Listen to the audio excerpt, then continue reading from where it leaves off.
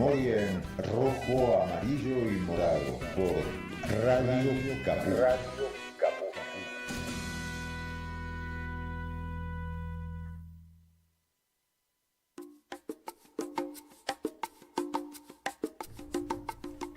Muy buenas tardes. Pueblada, represión y asesinato de un laburante. Primer muerto de este gobierno. La sombra de Bullrich en Salta y otra víctima fatal. Sucedió en Orán, en medio del operativo Plan Güemes, en el que el gobierno nacional, con su aliado Sáenz, intentan mostrar que luchan contra el narcotráfico. Y ayer el foco estuvo allí, porque hubo una feroz represión, porque se enfrentaron laburantes y vecinos contra la gendarmería. Y cuando nos preguntamos qué pasó, recién ahí sale la noticia de que Gómez, papá de 3 hijos, laburante que pasaba hojas de coca, fue asesinado por las fuerzas federales. Y en Orán, la gente salió contra gendarmería y las fuerzas reprimieron con todo a su alcance. Y Bullrich festejó el accionar, aplaudió las balas de goma, los gases, las corridas, los bastonazos, pero nada dijo de Gómez. En realidad no lo nombró como tal, sino se jactaron desde el gobierno de haber asesinado a un narco. Otra víctima que se suma a su prontuario de Patricia Bullrich, como Santiago Maldonado y Rafael Nahuel, esta vez con más blindaje mediático, con vía libre para perseguir, reprimir, asesinar y llevar a cárceles comunes a laburantes por terrorismo, porque el que las hace las paga, como Gómez que cruzaba hojas de coca y fue ejecutado, y como las decenas de heridos. Hoy, casualmente, cuando se cumplen 23 años del asesinato de Pocho Leprati, que antes de los disparos llegó a gritar: «Bajen las armas que aquí solo hay pibes comiendo». Fue el 19 de diciembre del 2001. Patricia Bullrich era en ese entonces ministra de Trabajo y una de las responsables directas de la masacre del 19 y 20 de diciembre, de la vida del Pocho y de un país empujado a la miseria absoluta. Y con un Estado que además de empobrecer, nos afanaba la plata con el corralito. Bullrich, la misma que ahora festeja otra vida arrebatada por gendarmería. Gómez tenía 27 años, 3 hijos, era pasador de coca, vivía en una casa humilde junto a 11 personas más. Y el gobierno aplaude que asesinó a un narco. ¿Escuchan el ruido? ¿El repudio? ¿Y la reacción por este crimen? Porque acá no. En Salta, sí.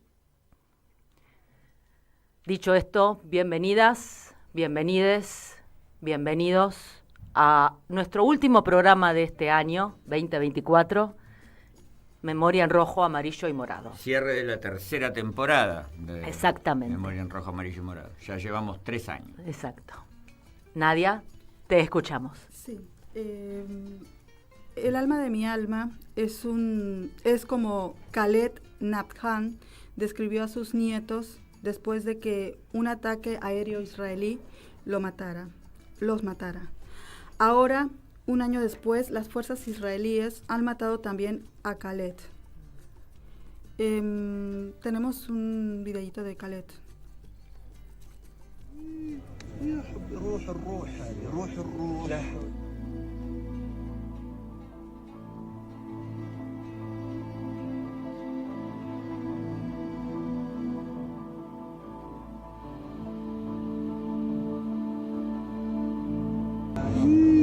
يا حبي روح الروح هذه روح الروح لا حول ولا قوة.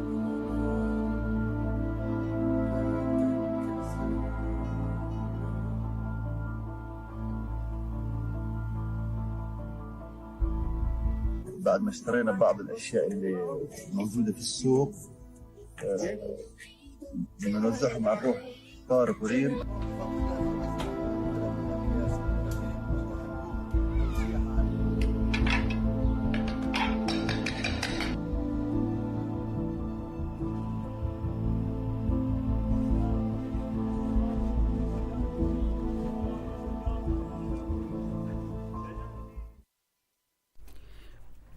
Una Navidad sin genocidio.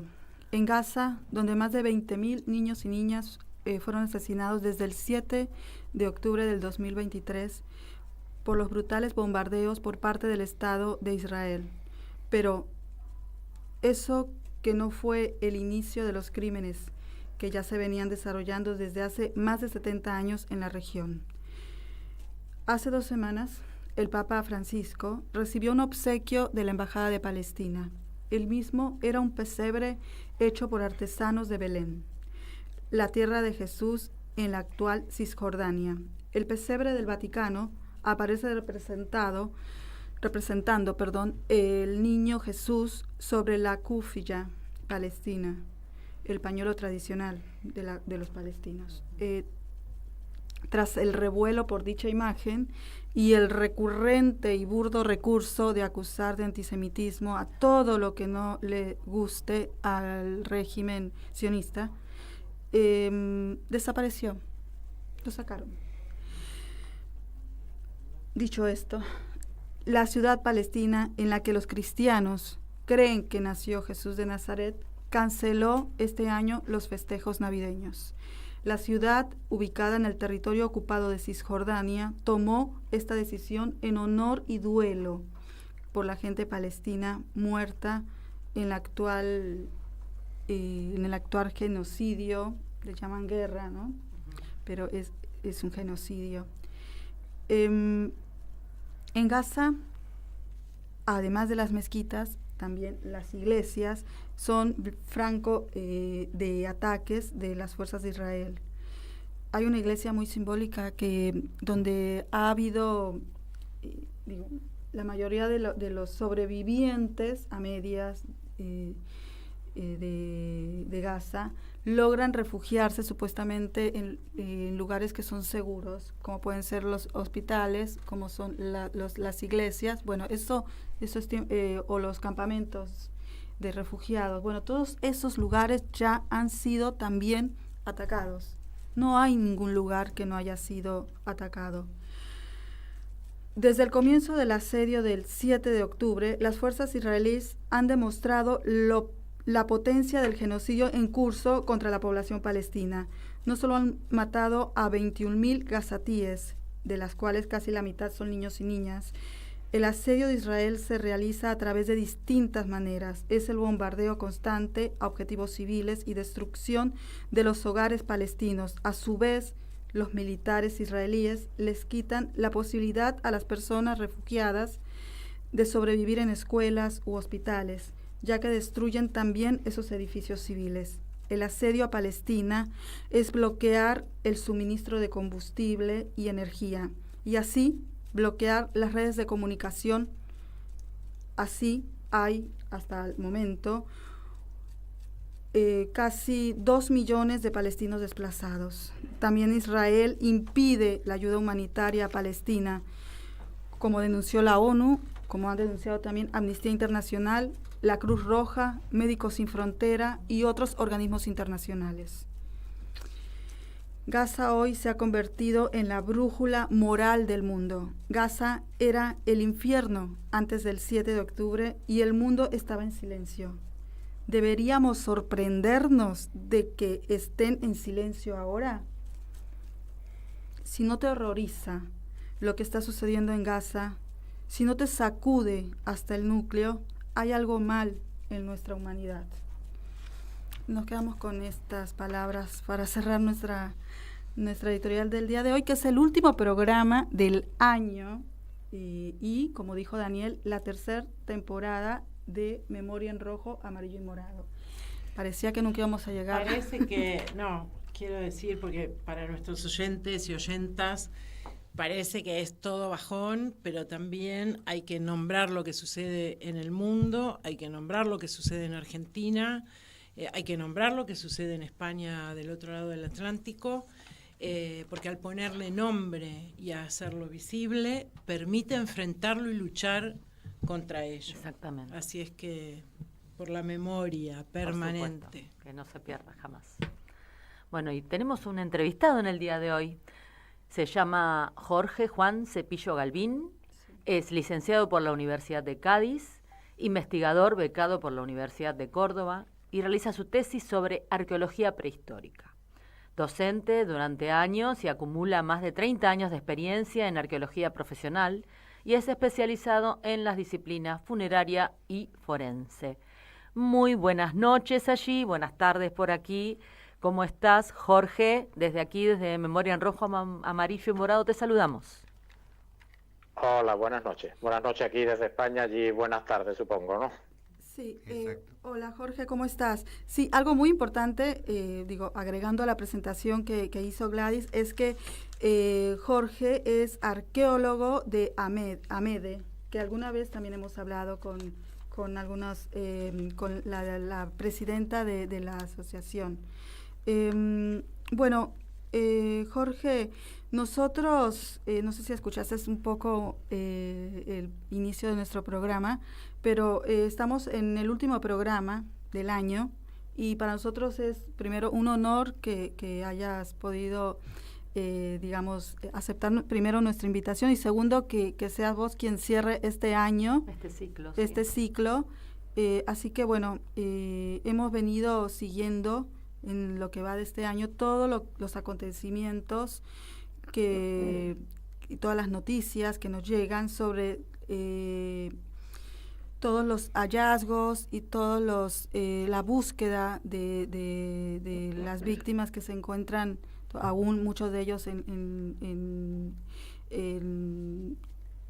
las cunetas o fosas comunes. Pero particularmente hemos seguido el tema, todos los acontecimientos en San Fernando, en Cádiz, particularmente en la provincia de Cádiz. Me gustaría un poco que nos hables sobre todo lo que ha sido, todo lo que han ido logrando primero este año, como para contextualizar, y también un poco que nos hables de tu historia. Bueno, para comentaros un poco y haceros un resumen del trabajo que se ha hecho aquí en San Fernando todos estos años, deciros que nosotros empezamos en el año 2016.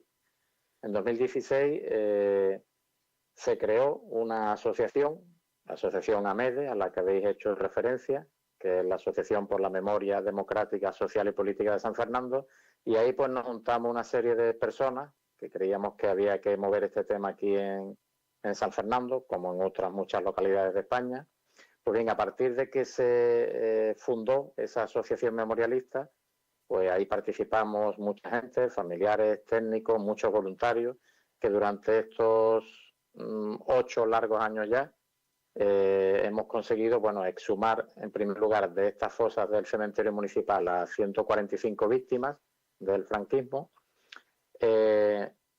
repartidas en varias fosas comunes, y luego en el proceso que estamos ahora, que sobre todo en este último año, en el año 23 y lo que llevamos de 24, estamos insistiendo sobre todo en el tema de las identificaciones.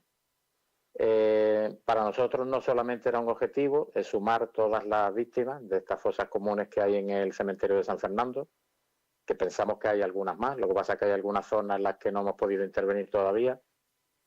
Pero el objetivo fundamental era poner nombre y apellido a esos huesos que íbamos sacando a través de las identificaciones por ADN, y también, visto que el tema del ADN en los laboratorios que estamos aquí, el laboratorio que tenemos de referencia en Andalucía, que es el de la Universidad de Granada, que nos está dando los resultados esperados, pues hemos animado a los familiares a acudir a laboratorios privados para que puedan poner nombre y apellido a estas víctimas. Nosotros en el año 23 y 24 nos hemos dedicado, ya digamos lo que es el tema de la excavación, está terminada, no tenemos ya que seguir, digamos, a pie de campo en la fosa, y lo que estamos es con las víctimas que ya están exhumadas, pues lo que digo es practicando el tema de las analíticas de ADN. En el laboratorio público solamente nos han dado 5 positivos, estamos recurriendo a laboratorios privados, costeándolo por supuesto las familias, ya llevamos 6 identificados, a partir de lo que el equipo técnico hizo, que fueron las identificaciones presuntivas. Nosotros tenemos un listado de 229 desaparecidos aquí en San Fernando, de los que pensamos que al menos 163 pueden estar enterrados en el cementerio.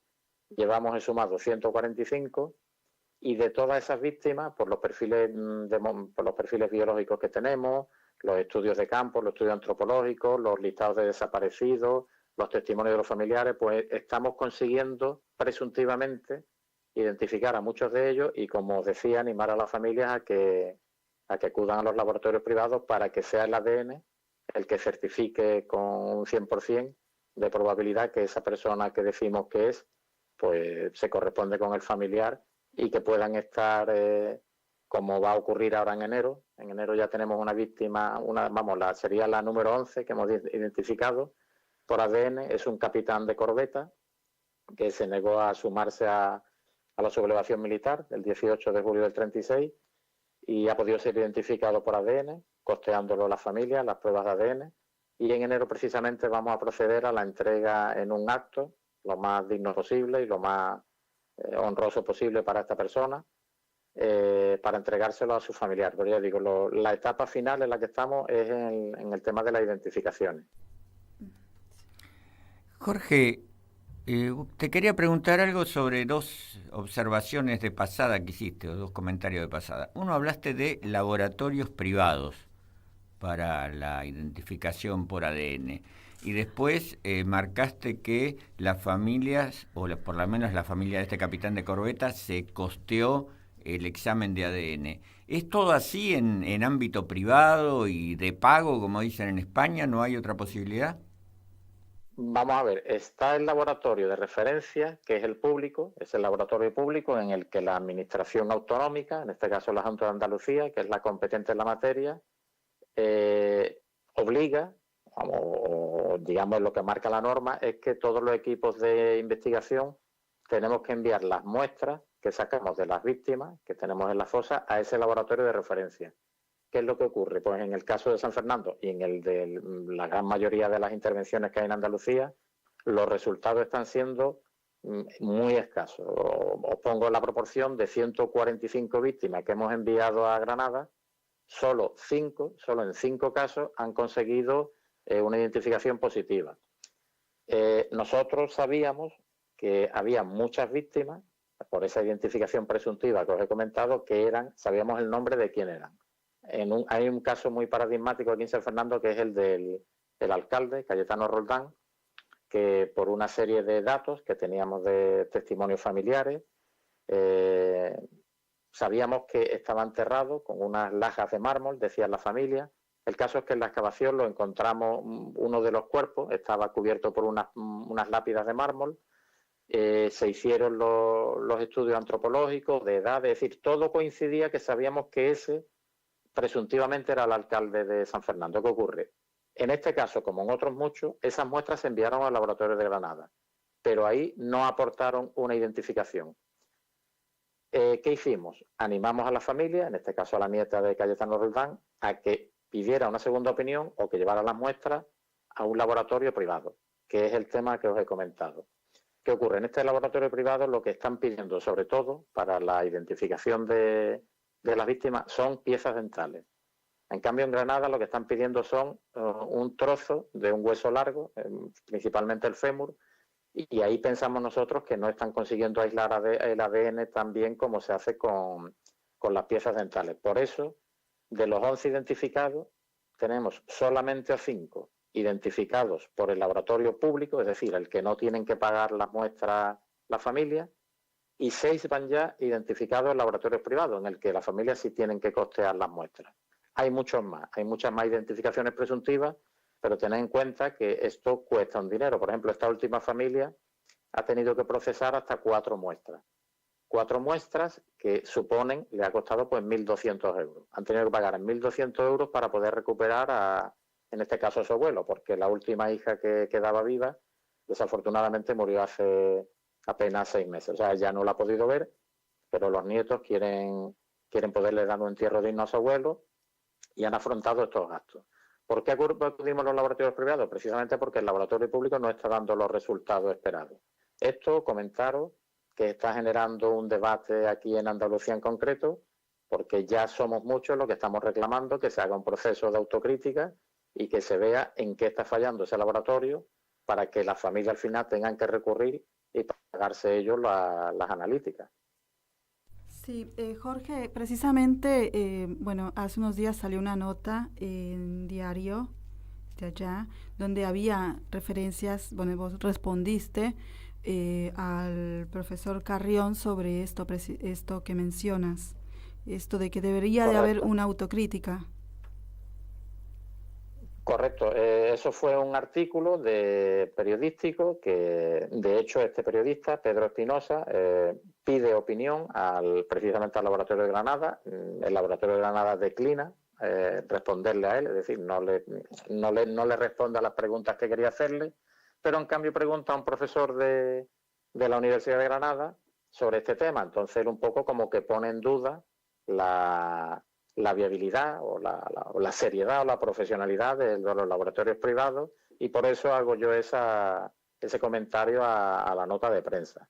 Es decir, el problema no está siendo que los laboratorios privados sean mejores o peores, es que con las mismas muestras que tiene Granada, Granada no consigue aislar una identificación y los laboratorios privados sí lo están haciendo.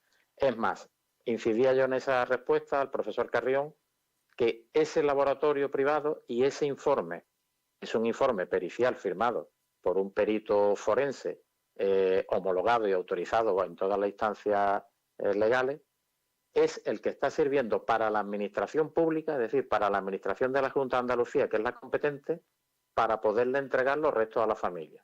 Es decir, tiene toda la validez legal, porque si no lo tuviera, la administración autonómica, en este caso la Junta de Andalucía, no lo utilizaría para entregar las muestras, para entregar las víctimas a sus familiares legítimos. ¿Qué está ocurriendo aquí? Pues lo que está ocurriendo es sencillamente que no se está haciendo esa autocrítica, porque no, si fuera el caso de San Fernando, diríamos, bueno, pues hay un problema con las muestras, pero que es que a nivel de toda Andalucía es un laboratorio, el laboratorio público, que está procesando muchísimas muestras a la vez, pero no solamente que esté con un gran volumen de trabajo.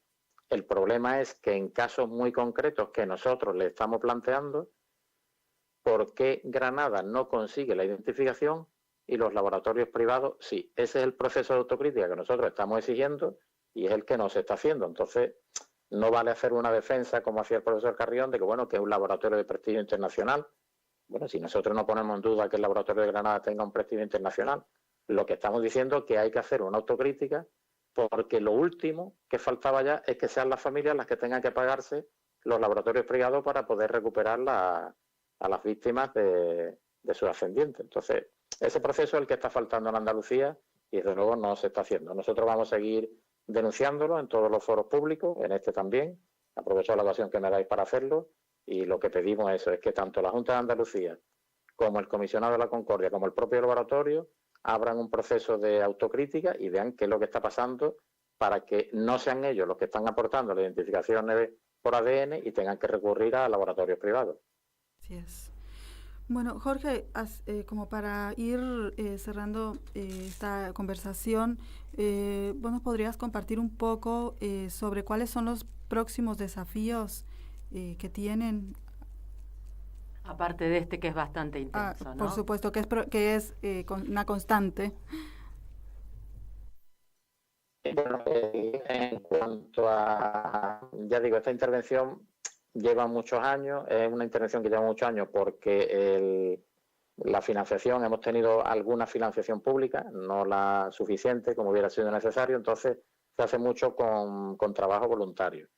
Este tema de la identificación que os estoy contando, esto nos puede llevar años. ¿Y por qué digo años? Porque es que ni siquiera tenemos los suficientes familiares tantos familiares como para cotejar todas las víctimas que tenemos. Entonces, estamos centrados en esto, en el tema de la identificación, en la entrega de las víctimas a sus legítimos familiares, y no obstante, aparte de esto, también está el tema del memorial, que queremos que se haga en el cementerio, es decir, todos aquellos que no se han identificado que puedan ir a un osario memorial, que se haga en el mismo patio de la fosa, y después en el resto de la localidad, que lo estamos dejando un poco al margen, porque estamos centrados en esta intervención, es buscar en otros puntos, en otros enclaves, donde también hay testimonios de que hubo fusilamiento.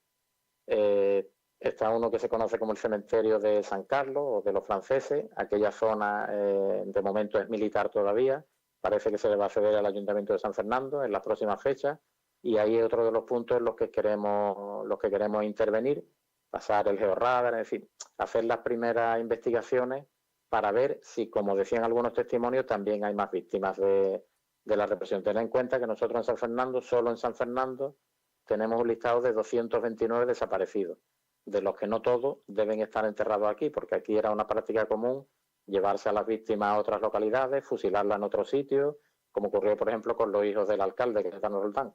A él lo mataron aquí, lo enterraron aquí, pero a sus 3 hijos se lo llevaron a una localidad vecina, que es Puerto Real, y allí lo fusilaron. O sea, constan como desaparecidos de San Fernando, pero sabemos que no están en San Fernando, están en otra localidad. Pero digo, básicamente es identificaciones, hacer el memorial que se merecen las víctimas y luego intervenir en algunos otros enclaves de la localidad en las que pensamos que puede haber también alguna que otra fosa en la que se enterraron clandestinamente a las víctimas. Bueno, muchas gracias, Jorge, por habernos dado este tiempo para compartir esta información que es muy importante y que, bueno, que va a ser otro de nuestros temas que le vamos a seguir dando seguimiento para el próximo año, que está acá mañana, a la puerta. Bueno, espero que tengas unas lindas fiestas en estos días, que lo pases con tu familia, con tus seres queridos, y muchísimas gracias. Igualmente, deseo felices fiestas, ahora que os entra a vosotros el verano, y bueno, estoy a vuestra disposición sí, para lo que sea necesario. Gracias. Muchas gracias. Muchas gracias, Jorge. Nada, adiós, buenas noches. Buenas noches. Bueno, estuvimos hablando con Jorge Cepillo Galvín. Bien, y ahora vamos a continuar con la columna de nuestra compañera Cecilia Samanes. ¿Sí? La educación es una cuestión política. La columna de Cecilia Samanes en Memoria en rojo, amarillo y morado. Asesinos que matan al no convencer, porque no saben ver. Hola a todos, todas y todes, ¿cómo están? Bueno, hoy no había un título especial, estamos de cierre, así es que me dediqué a escribir un poco cómo llegué acá y la importancia que tiene para mí estar en este espacio. Bueno, como todos saben, la educación es una cuestión política, lo sostengo y lo trabajo de esa manera. Cuando Gladys, compañera de trabajo y delegada de mi sindicato, me invitó a participar, me encantó la idea, aunque no sabía la responsabilidad que esto significaba. En la primera reunión con Nadia, con Dani, con Gladys, di como un examen de presentación, aunque amorosamente ya estaban convencidas y convencidos de que iba a ser parte de este proyecto. En lo personal fue un desafío, una tarea que nunca había hecho.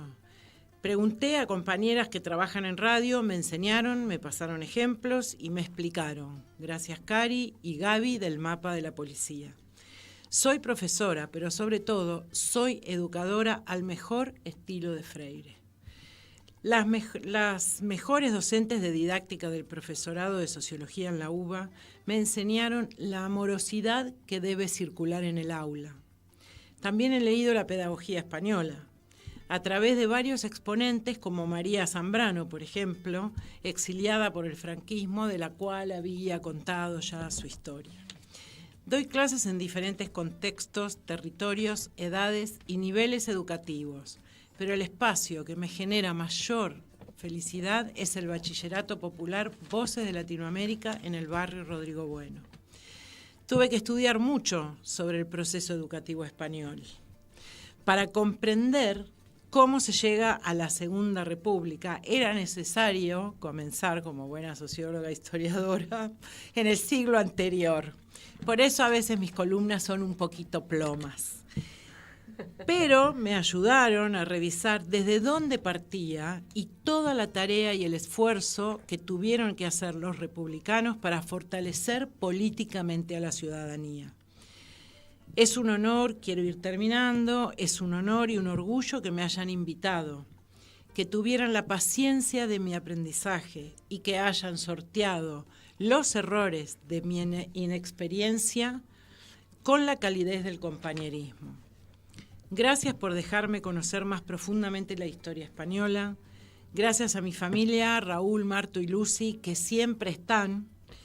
Gracias, Gladys, por invitarme. Gracias, Nadia y Dani, por aceptarme. Gracias a RMH por incluirme.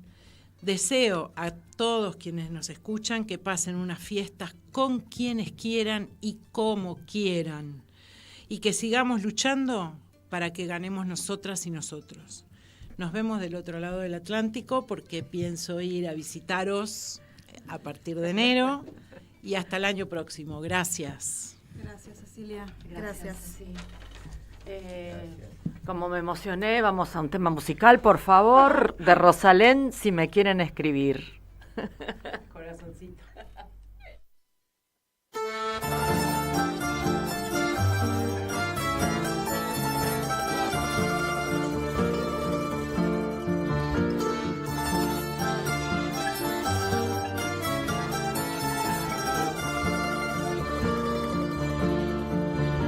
Si me quieres escribir, ya sabes mi paradero. Si me quieres escribir, ya sabes mi paradero. Tercera brigada mixta, primera línea de fuego. Tercera brigada mixta, primera línea de fuego. Aunque me tiren el puente y también la pasarela. Aunque me tiren el puente y también la pasarela. Me verás pasar el Ebro en un barquito de vela. Me verás pasar el Ebro en un barquito de vela. 10.000 veces que lo tiran, 10.000 veces que lo haremos. 10.000 veces que lo tiran, 10.000 veces que lo haremos. Tenemos cabeza dura los del cuerpo de ingenieros. Tenemos cabeza dura los del cuerpo de ingenieros.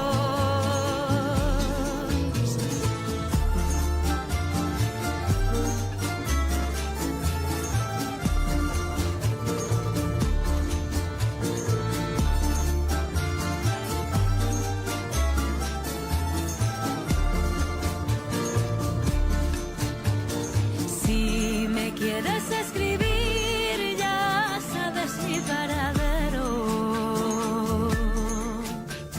Si me quieres escribir, ya sabes mi paradero.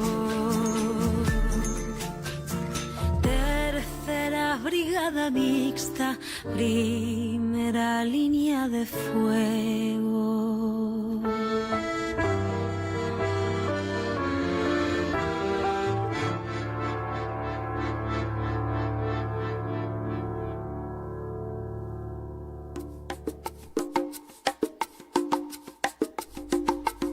Bueno, ahora les vamos a compartir un pequeño adelanto de uno de los nuevos temas que queremos incluir para la próxima temporada, que es un corto de una página en Instagram que se llama B13 Librería.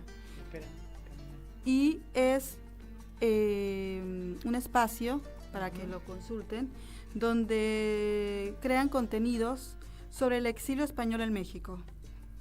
Hay venta de libros, Qué bueno. recuperación de objetos, curiosidades y una guía sentimental del exilio. Y en México, junto con Argentina, fueron dos de los países en Latinoamérica que más exiliados españoles acogió. Sí. En México fue el que más, por amplio margen. Casi Bueno. 10.000 y acá fueron 2.000 y pico. Bueno, muy importante ese dato. Colegio de México fundaron los republicanos españoles. Claro. Colegio de México, una institución muy importante. Muy importante. Lo vemos. Hola, ¿qué tal estáis? Estamos otra vez en la librería y os quiero comentar que la guía sentimental del exilio ya se ha publicado. Son 3 guías. La primera es el centro histórico, la segunda es la colonia Juárez y la tercera la Condesa. Aquí podréis encontrar, sobre todo, una breve explicación genérica de las cosas que vais a encontrar y viene un mapa completo de la ruta.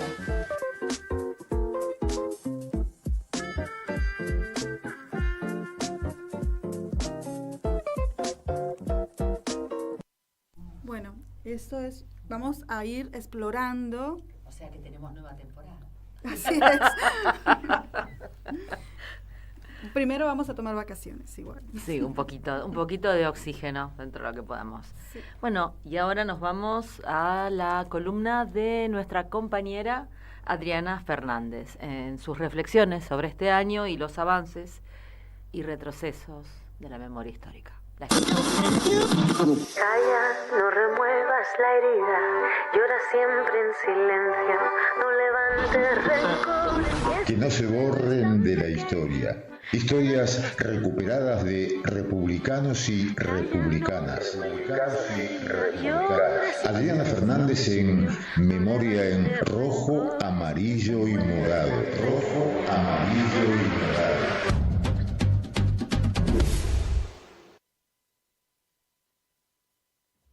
Bueno, hoy en el último programa del ciclo 2024 de Memoria en rojo, amarillo y morado.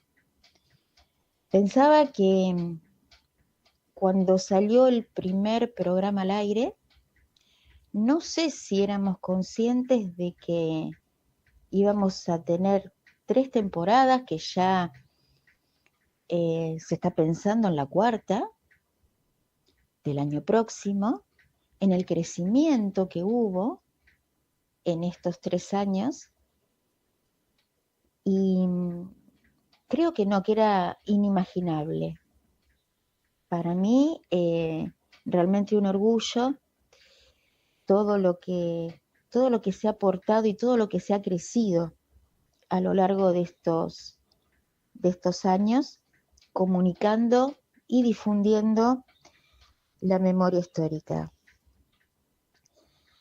Nos despedimos con un clima político y social muy complicado, tanto en España como en Argentina, acá donde trabajadores y trabajadoras todos los días van quedando sin trabajo, con compañeros que realmente la están pasando muy mal. Los sitios de memoria que están sufriendo el desfinanciamiento, y que a fuerza de lucha, resistencia y tesón se van sosteniendo, no sabemos hasta cuándo. Todo lo que está pasando con la salud pública, con los medicamentos, con los jubilados, con la educación. Se está arrasando con nuestros derechos de una manera totalmente cruel. Y esos derechos no podemos permitir que sigan siendo pisoteados, porque los hemos ganado con lucha, con vidas, con sangre. No nos pueden pasar por encima como quieren. Seguiremos resistiendo. No van a poder, no pasarán. Las madres y las abuelas siempre dicen que la única lucha que se pierde es la que se abandona. Así que este año, también como asociación, fue difícil. Hemos tenido que afrontar problemas, inconvenientes, de los cuales pudimos salir adelante. También agradecer de todo corazón a quienes estuvieron al lado nuestro, nos apoyaron, nos alentaron para que sigamos trabajando, y como broche de oro, la legislatura de la ciudad de Buenos Aires nos dio una declaración en la cual se nombra nuestra asociación RMH Argentina de interés para la defensa y la promoción de los derechos humanos. Así que tenemos una responsabilidad inmensa para seguir trabajando más que nunca en el año que sigue, en todos los proyectos. La radio es uno de ellos, obviamente, para seguir creciendo y comunicando. Memoria en rojo, amarillo y morado no sería lo que es sin la predisposición, las ganas, el amor que semana tras semana le ponen Nadia, Daniel, Gladys, Cecilia, que se incorporó este año, enriqueciendo al panel con sus saberes. Los y las corresponsales del otro lado del charco, Susana Falcón, que estuvo este año acá en Argentina hace muy poquito presentando su libro 100 mujeres andaluzas, memorias del feminicidio franquista, con mucho éxito. Juan Manuel Vaquero, Jorge Fonseca, Soledad Luque, que también nos van comunicando las noticias que van sucediendo sobre los avances y retrocesos de la memoria histórica en España. Y también un agradecimiento enorme a los oyentes que todas las semanas están ahí fieles escuchando el programa, porque saben que no se trata solo de un programa de memoria histórica. Memoria en rojo, amarillo y morado es también un espacio de resistencia y difusión para que siga vigente y no se olvide la memoria histórica de los pueblos. Así que bueno, vamos a por la 4ª temporada. Los esperamos el 2025. Seguimos luchando por una Palestina libre. Son 30.000. ¡Viva la República! ¡Venceremos! Maravilloso. Excelente. Gracias. Gracias, Adri. Bueno, ahora vamos a escuchar la columna de nuestro compañero, historiador, profesor, escritor e investigador Daniel Campione, y se llama Antonio Seoane, mártir de la resistencia antifranquista. El ayer y hoy de la España sufriente. Historias, memorias y cultura en ambos lados del Atlántico. Daniel Campione en Memoria en rojo, amarillo y morado. Memoria en rojo, amarillo y morado.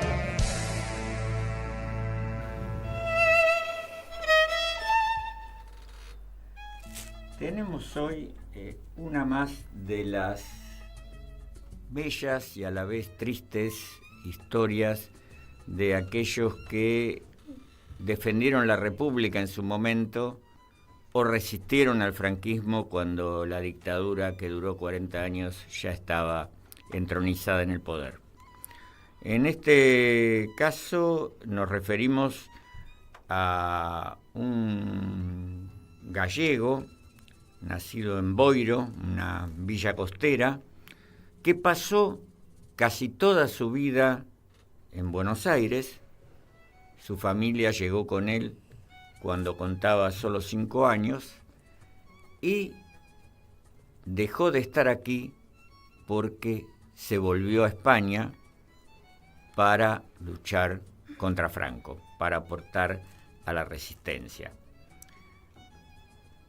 Antonio Seoane vivía en San Telmo y muy cercana a su casa estaba la Federación de Sociedades Gallegas.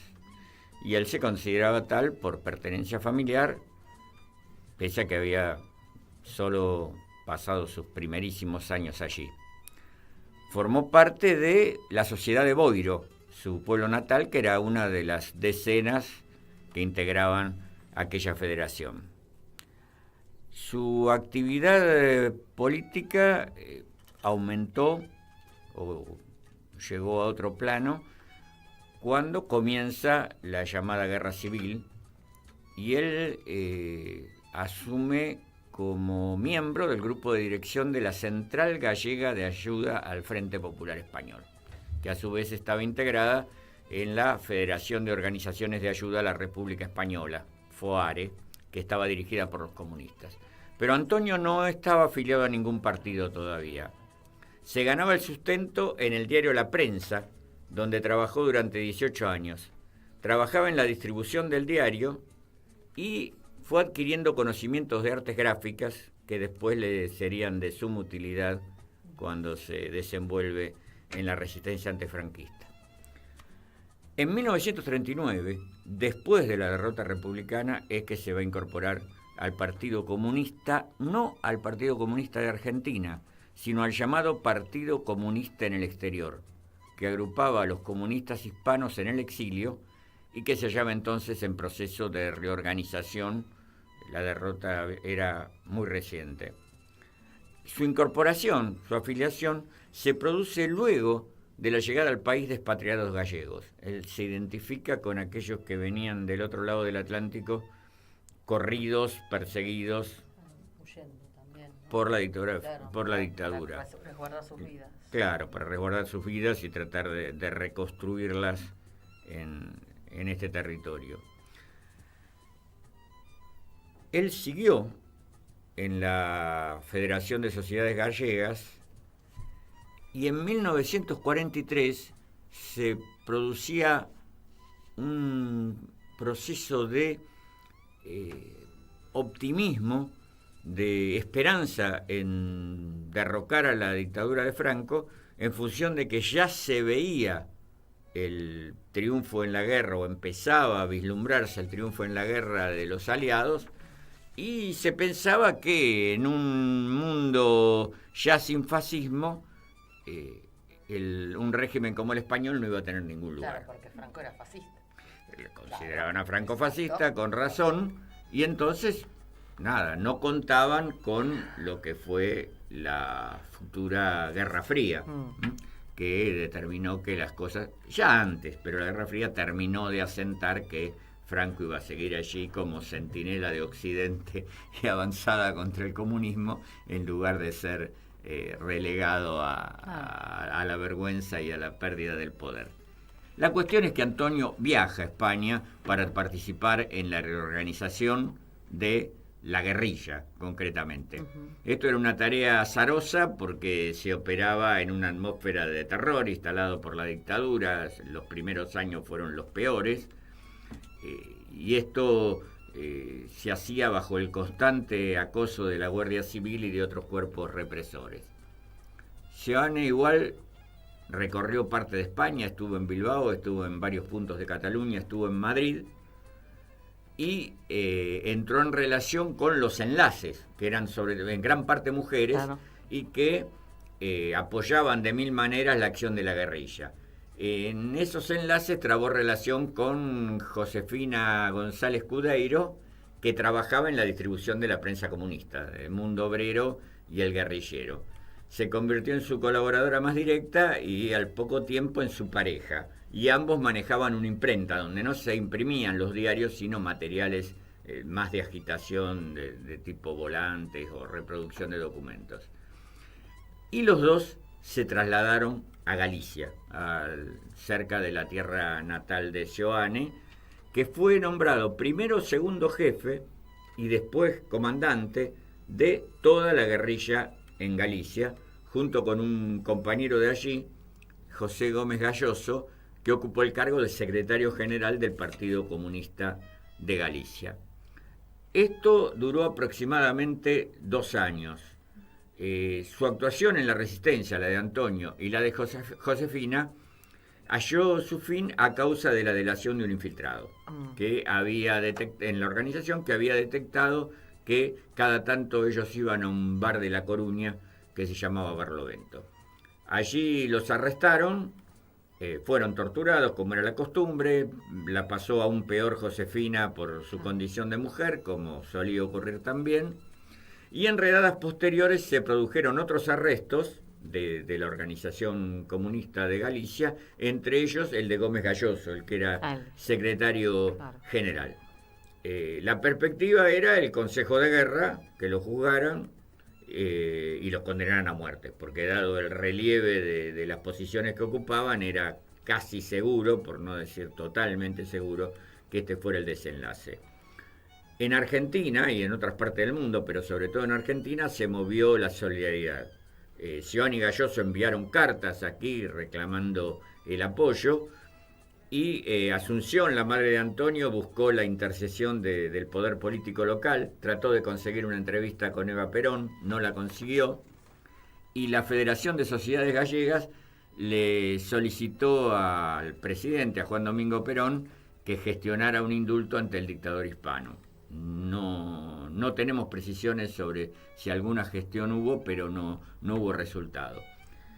Los poetas compusieron sus versos para la campaña por los presos, y entre ellos estuvieron, quién sino, Rafael Alberti, que estaba ya exiliado todavía en Francia, no había llegado al país, había llegado al país, estaba en Argentina Rafael Alberti, y Raúl González Tuñón, que el argentino que había estado en Chile, pero ya estaba de regreso aquí.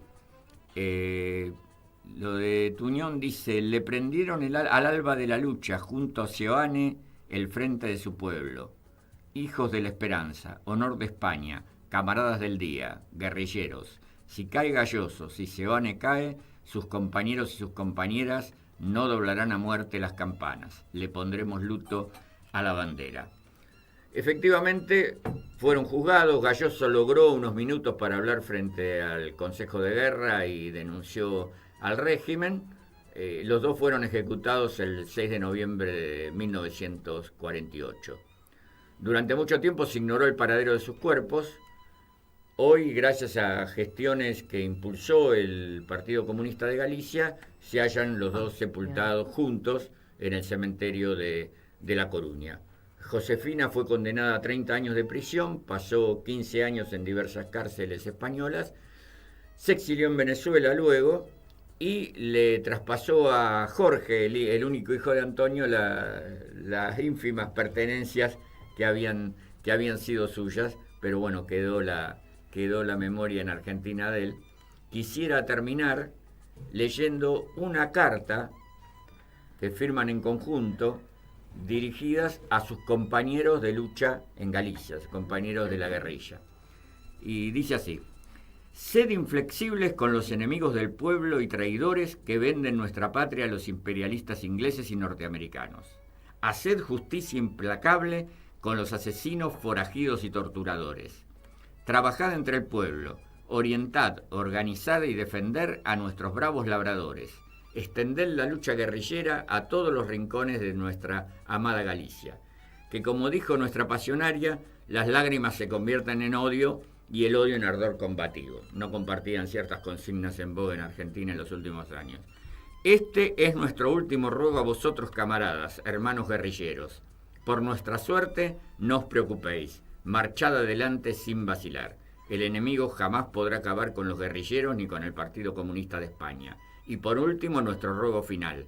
El día en que España recobre la libertad, cuando la bandera tricolor sea enarbolada en montes y aldeas por los guerrilleros, ese día, camaradas, os pedimos que sobre nuestras tumbas depositéis vuestra bandera, la de la gloriosa agrupación pasionaria. En fin, un ejemplo maravilloso. En el caso de Seoane de internacionalismo, se podría haber quedado siendo un destacado dirigente de la Federación de Sociedades Gallegas y hubiera realizado seguramente valiosos aportes a la resistencia y a la solidaridad. Fue a dejarlo todo a España. Sería muy bueno que aquí en Argentina hubiera un recuerdo y un homenaje para Antonio Seoane. Se escribe cada tanto algún artículo en la prensa de acá, Lois Pérez Leira básicamente, que sigue estos temas, pero haría falta una invocación mucho más fuerte. En fin, con esto dejo. Como hemos dicho acá, es el fin de una temporada y el anuncio del comienzo de otra. Seguiremos con esta columna, que es un gran placer hacerlo, con todas las compañeras, con el Chino Román, nuestro insustituible operador, y como decía esta carta de Seoane, sigamos esperando que la bandera, y haciendo votos para que la bandera roja, amarilla y morada vuelva a izarse en los mástiles de España y del mundo. Bueno. Muchas gracias, Dani. Gracias, Dani. La verdad que es un cierre muy sentido. Estamos pasando por momentos muy, muy complejos, muy difíciles, pero por sobre todas las cosas, creo que estamos fuertes y vamos a seguir resistiendo. Estamos de pie. Estamos de pie. Obviamente. Y vamos a seguir. Bueno, tenemos un audio muy especial que nos manda Susana Falcón. Susana Falcón ha sido, en particular este año, una de nuestras columnistas desde el otro lado del Atlántico, bastante activo. Conducimos muchísimo la zona de Cádiz, de Sevilla, gracias a ella, y también conocimos su poesía, su narrativa, porque además es periodista, es escritora, y una muy grata presencia en Argentina, en Buenos Aires. Así es. Sí, anduvo por acá. Bueno, vamos a escuchar. Ella nos va a hacer un recorrido por la memoria histórica 2024. Hola, buenas compañeras, compañeros. Termina el año 24 y antes de que den las campanadas del 25 que se aproxima, llega el momento de hacer balance. También en Radio Caput y en Hablando en Rojo, Amarillo y Morado, del otro lado del Atlántico, ha sido un año fructífero y enriquecedor para la lucha por la memoria histórica de las víctimas del franquismo. Vamos a hacer un breve recorrido por distintos sitios de Andalucía y vamos a comenzar en San Fernando, Cádiz. Continúa la entrega de restos de los fusilados recuperados de la fosa del cementerio de San Fernando y va a concluir el año, el 28 de diciembre, con la entrega a sus familiares de los restos exhumados de Virgilio Pérez Pérez, de José Ordaz Martínez y de Manuel de Sánchez Morales, quien fuera comandante de Infantería de Marina. De esta forma, AMEDE, la Asociación de Memoria Histórica y Democrática de San Fernando, Cádiz, continúa con su labor, la que llevan tantos años en marcha. Primero fue conseguir la exhumación de la fosa del cementerio y luego, pasado el tiempo, estas identificaciones y este trabajo que ha permitido que sean entregados a sus familias lo que quedó de ellos después del horror y el espanto a partir del 18 de julio del 36. Pero no solamente ello, ha sido la labor desarrollada por los compañeros y compañeras de AMEDE que han estado en este programa en varias ocasiones. También han realizado una exposición divulgativa de los trabajos mencionados que ha recibido numerosísimas visitas de gente joven, de estudiantes de institutos de enseñanza secundaria. Y también la Universidad de Cádiz les ha pedido el traslado de esta exposición. Adjuntan a ella un trabajo divulgativo que se entrega. Ahora nos vamos a Sevilla capital. Allí el movimiento memorialista y los familiares de víctimas del franquismo han pasado el año 24 batallando contra el ayuntamiento de derechas del Partido Popular con su alcalde José Sanz a la cabeza, y no han parado de protestar contra las políticas de antimemoria del ayuntamiento. La última expresión de esta movilización combativa fue el pasado 10 de diciembre, Día Internacional de los Derechos Humanos, en la Plaza Nueva, en la explanada del ayuntamiento, lugar señero de manifestaciones y protestas en la ciudad de Sevilla. Volvieron a levantar la voz en un emotivo acto con la presencia de hombres y mujeres descendientes de víctimas del franquismo que hablaron de lo que había pasado con sus familias. Y se volvió a levantar esas banderas, que el ayuntamiento vuelva a la política de memoria que se interrumpió con su irrupción en el año 23 en la corporación municipal, que se tire para atrás todo lo que se ha conseguido evitar y anular, como la oficina de memoria, como también la exhumación de la segunda fosa de las 3 que quedan del cementerio de San Fernando de Sevilla, la fosa de Monumento, y también, y esta es una noticia recientísima, también donde estaba establecido que se iba a construir y llevar adelante el centro de memoria en lo que fue el pabellón de ingresos de la antigua cárcel de Ranilla. Ahora ha anunciado esta corporación de derechas municipal que también compartirá ese centro de memoria, el espacio, con otras, entre comillas, necesidades. Allí ha estado el Movimiento de la Memoria de Sevilla protestando. Y terminamos este breve recorrido con Fuentes de Andalucía, porque fue a primeros del mes de noviembre cuando recibimos esta noticia tan impactante, de la que también se hizo eco hablando en rojo, amarillo y morado, del hallazgo de los cuerpos de las 9 niñas del Aguaucho, esas que fueron secuestradas, humilladas, esclavizadas, violadas y finalmente fusiladas. No fueron encontradas cerca de su pueblo, como siempre se había pensado, y se las buscó allí y no estaban. Así lo contó Pepe Caballero, descendiente de una de estas fusiladas de 17 años, en este programa, cómo fueron localizadas finalmente a unos kilómetros del pueblo, a unos 30 kilómetros del pueblo, en Cañada del Rosal. Hemos consultado con Pepe las últimas noticias, lo hemos hecho en el día de ayer, y nos ha contado que ya es casi seguro, pendiente de las pruebas de ADN, que sean ellas, porque se han encontrado 70 cuerpos en esa fosa de Cañada del Rosal. No ha terminado la exhumación, hay más cuerpos todavía, y se han hallado estos cuerpos de las 9 jóvenes y una mujer de una edad mucho más avanzada, con lo cual son ellas. Se sigue excavando, y también la Asociación de Memoria Histórica de Fuentes de Andalucía sigue trabajando en la comarca, porque hay más pueblos en los que hay restos, como en la Luisiana, de más cuerpos de hombres y mujeres fusilados y fusiladas. Y recientemente, nos explicaba Pepe Caballero, se ha constituido el Foro de la Memoria en el pueblo, que se sumará a la labor de la Asociación Fontaniega por la Memoria Histórica, con este foro, con la participación de sindicatos, partidos políticos y colectivos. Este es un escaso resumen de todo lo que ha habido en todo el Estado español y también en Andalucía. Queremos terminar recordando a Pepe Caballero, también si hemos hablado de él en este programa, el padre de Pepe, que tanto emocionó a los oyentes de esta radio con su testimonio hace algunas semanas. Pablo Caballero murió con 94 años en junio, después de buscar toda su vida a su tía Josefa, pero no pudo llegar a esto con esta impunidad de 88 años de espera, pues no pudo llegar a verlo. Queremos recordarlo a él y también a ese rosal del que también nos habló en este programa Merche Lizón, ella que lleva tanto tiempo batallando con sus compañeros y compañeras en AMEDE y es la encargada de cuidar ese rosal que salió al abrir la fosa y que frondoso hoy cada vez está más enorme.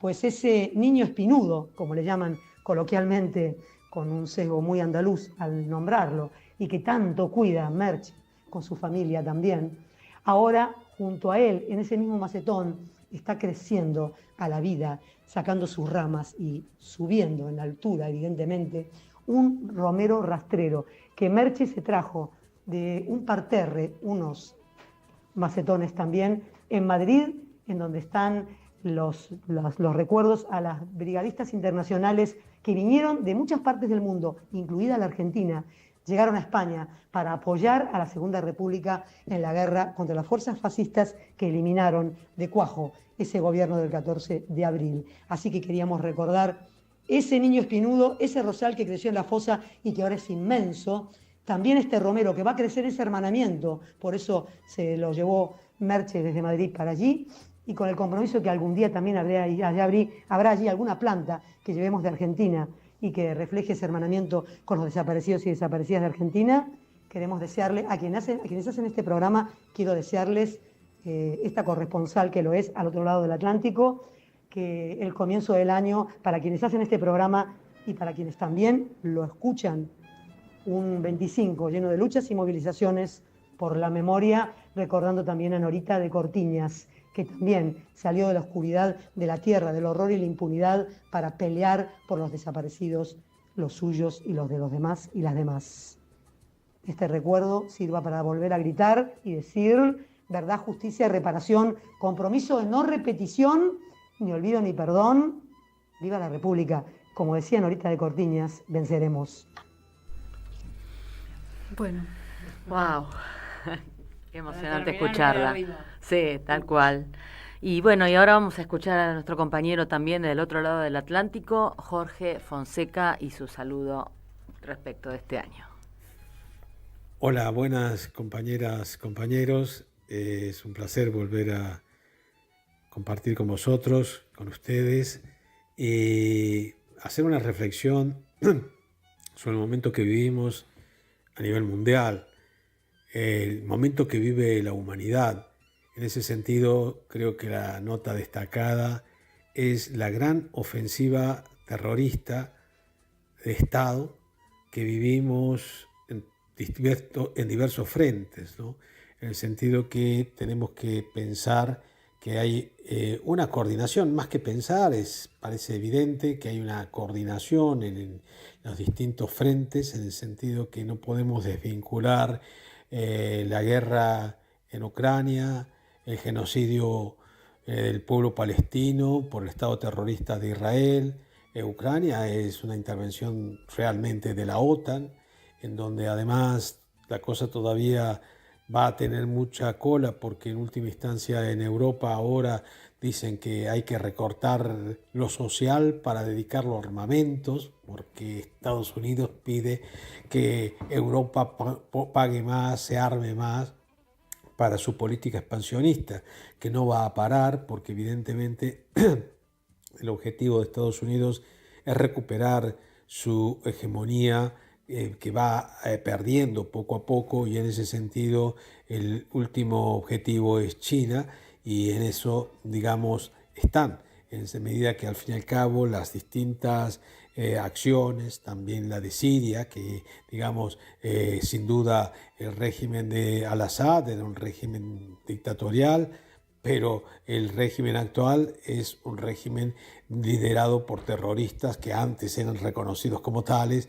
y que ahora son considerados poco menos, bueno, son considerados como héroes, demócratas, etc. Por lo tanto, digamos, esto decía, todas estas acciones forman parte de una estrategia de acorralamiento, podríamos decir, de China gradualmente. Ahí tenemos también los conflictos en lo que se refiere al área más cercana al mar de China, lo que es en Taiwán, lo que significa también la situación de conflicto en la misma Corea.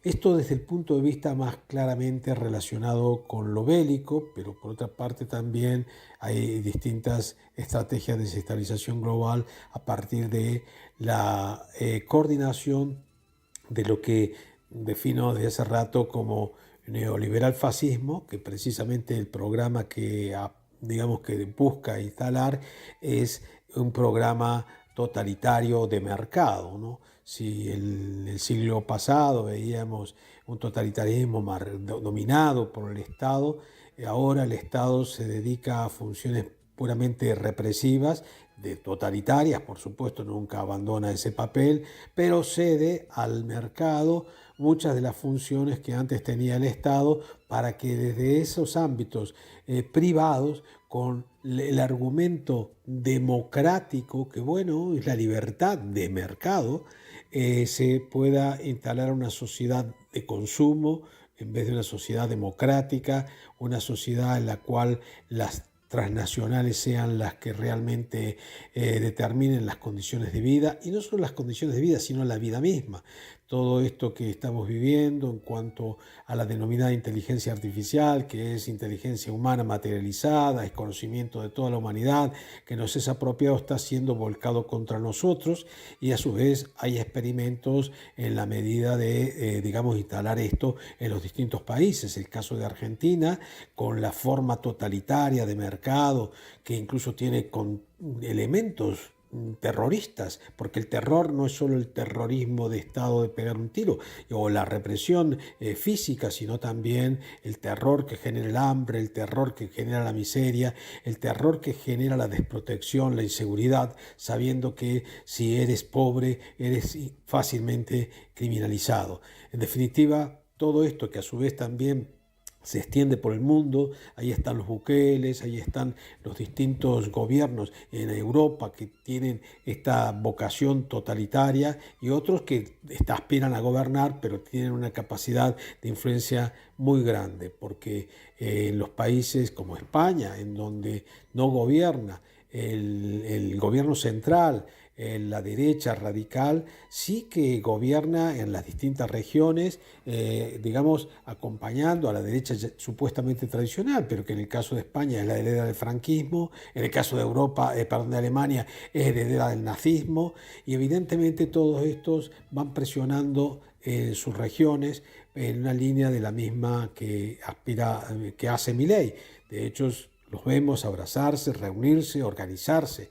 Y en ese sentido yo lo que creo que nosotros tenemos que pensar es no desmoralizarnos, sino recordar aquello de las recomendaciones de Gramsci, el gran revolucionario italiano que murió en las cárceles fascistas, que decía que debíamos instruirnos, porque necesitamos toda nuestra inteligencia. Debíamos emocionarnos, debíamos poner toda nuestra pasión, porque necesitamos toda nuestra fuerza. Y también teníamos que organizarnos, porque eso es lo que realmente nos dará la fuerza y nos dará las posibilidades de enfrentarnos a esta ofensiva criminal, y por otra parte también de encontrar la luz al final del túnel, para que de esa manera encontremos una salida a esta situación horrorosa que vivimos. De ahí que mis deseos en este final de año son de eso, de que recuperemos el entusiasmo, recuperemos el espíritu de lucha, no dejemos que nos quiten la alegría. No olvidemos que si defendemos la memoria es porque en la memoria encontramos ejemplos de lucha que nos han traído hasta aquí, los ejemplos de lucha que han hecho avanzar la humanidad. La lucha siempre está contaminada por la memoria y por el amor, porque como he dicho varias veces, el amor es lo que realmente mueve al bando bueno en la lucha de clases. Alguna vez dije que es lo único que compite con ventaja sobre la lucha de clases, pero en realidad lo cierto es que lo que hace el amor es movilizarnos a nosotros. El bando de la humanidad que lucha contra los criminales, el neoliberal fascismo y todas las formas de opresión. Un abrazo inmenso para todas, para todos, y no dejemos de que nos quiten la alegría y el entusiasmo, y por supuesto seremos capaces de alcanzar un momento mejor. Abrazo inmenso. Muchas gracias. Exactamente. Seremos capaces de alcanzar un momento mejor. No alcanza con un momento. Nos estamos yendo. Estuvo Adriana Fernández, Daniel Campione, Cecilia Samanes en la producción y conducción, Nadia Mallorquín, columnistas del otro lado del Atlántico, Juan Miguel Vaquero, Susana Falcón, Jorge Fonseca y nuestra queridísima Soledad Luque Delgado, a la cual le mandamos un extensivo y gran abrazo. Esto fue todo. Esperemos que el año que viene nos encuentre mejor, fuertes como siempre. Salud y República. Si me quieres escribir, canción de la guerra. Si me quieres escribir, ya sabes mi paradero. Si me quieres escribir, ya sabes mi paradero. En el frente de Madrid, primera línea de